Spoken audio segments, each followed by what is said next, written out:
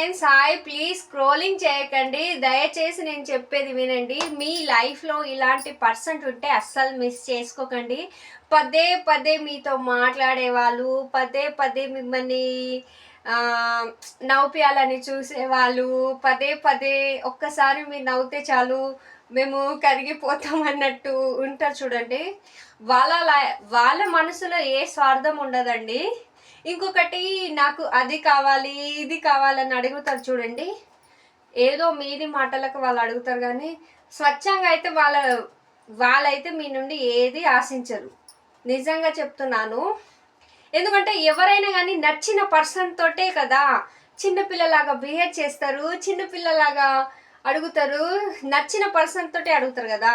వేరే వాళ్ళతోటి అడగాలంటే కొంచెం కష్టమే ఉంటుంది కదా.